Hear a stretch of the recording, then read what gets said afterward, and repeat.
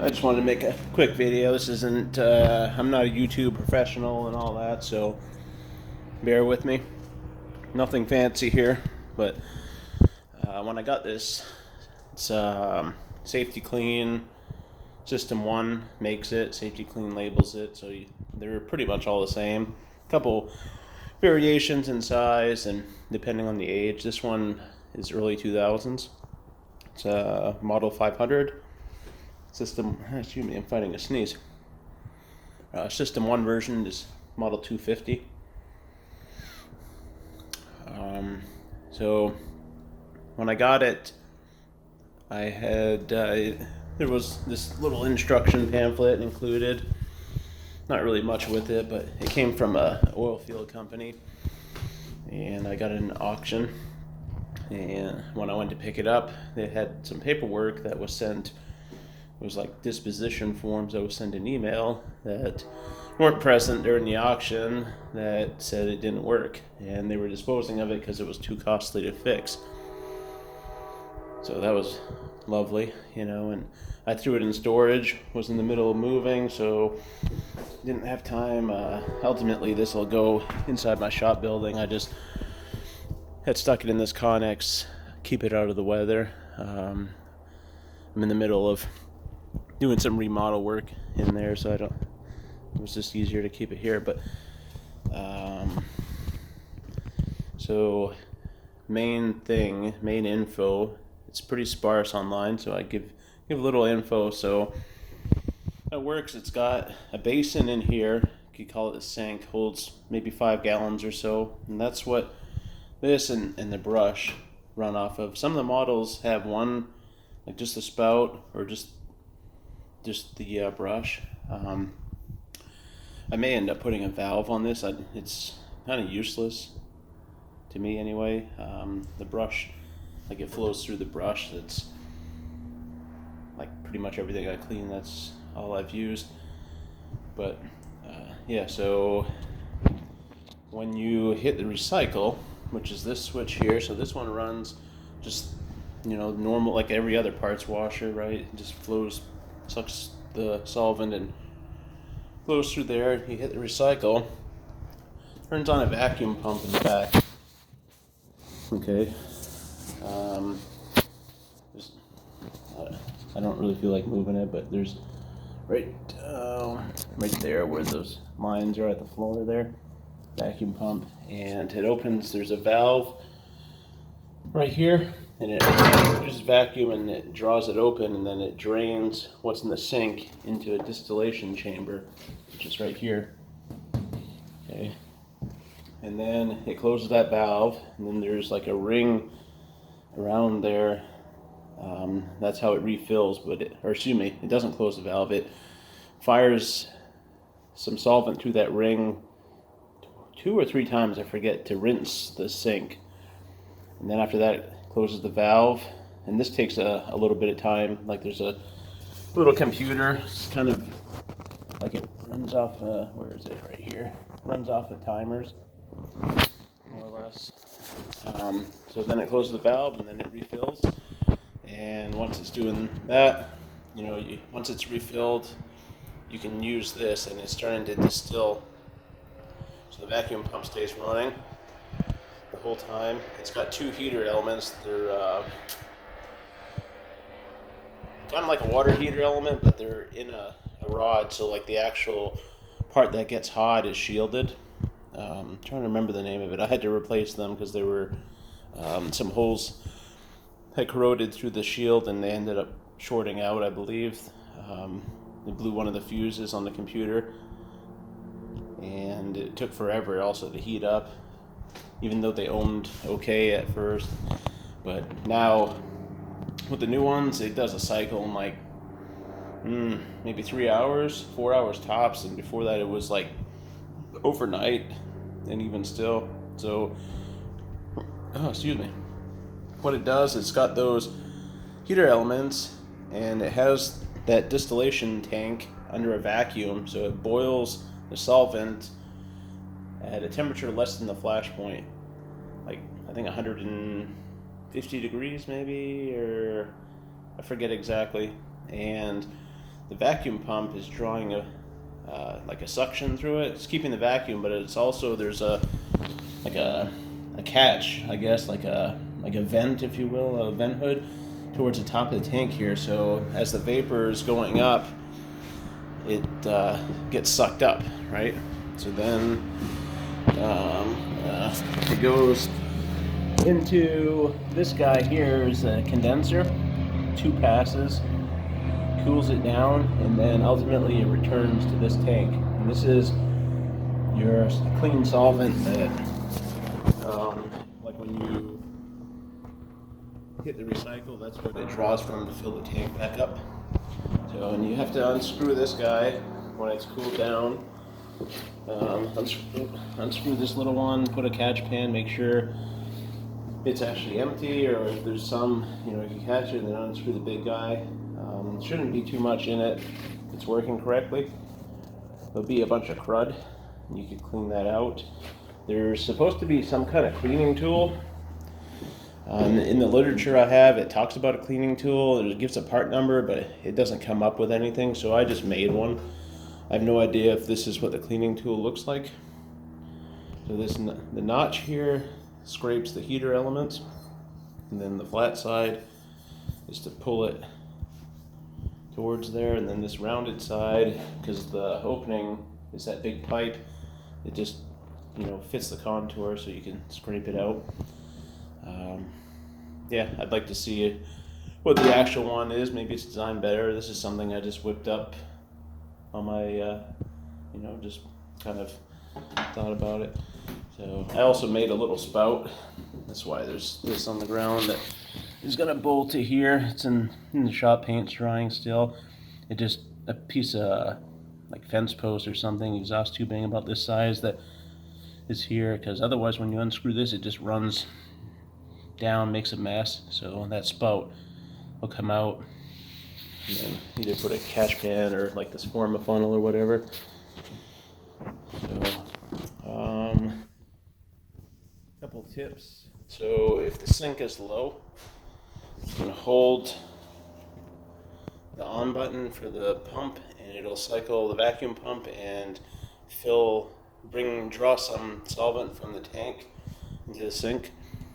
If it beeps, it'll beep like maybe once a minute. I can't remember the spacing. It means that the clean solvent tank is too low. So how you fill that, there's that plug right there. You just unscrew it, use a little funnel like this, and just fill it. On mine, it's got a sight window there, but it's really hard to see. I could barely even see it with the back off of it. That's the back, but you can fill it until, well, if you take these panels out, there's a fitting next to that, and it's like an overflow / vent. So once the tank is full, it'll come out of there anyway, so it's not going to make a mess. I don't know exactly how full it's supposed to be, if it's to the top or not. I have it about 3/4 full. I got this stuff here. It's some guy was selling it for a deal. I don't know where he got it, but I also have some mineral spirits in it that I had from another parts washer that I just put in it too. So I got like 6 pails of this stuff. So I poured one in there. What else? Oh, so if it doesn't recycle, so what you can do, it's a little tricky by yourself. If you have it on a power strip, that would be ideal, because then it's got an on-off button, but you can turn the power off and then hold both of these and then turn the power on. So that button, give it about 10 seconds and then let go of the buttons, and it resets the computer, and then it should fire up. If it doesn't fire up, it does kind of a self-test, and it checks that the fuses are all good.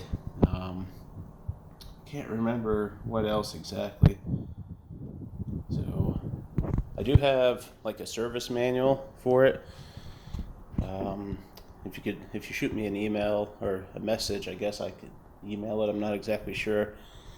how that works. I'd like to like upload it to some kind of public thing so anyone has it, but I don't know how to do that exactly, like which one would work, so that someone just Googles and then it might pull up.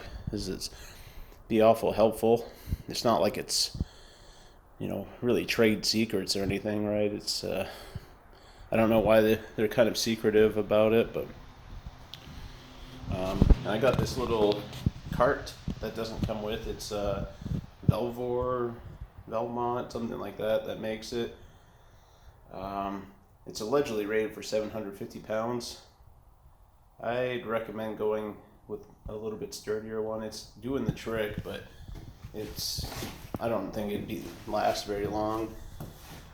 Like these. So you push down and it lowers the casters. Otherwise, it's supposed to sit on these.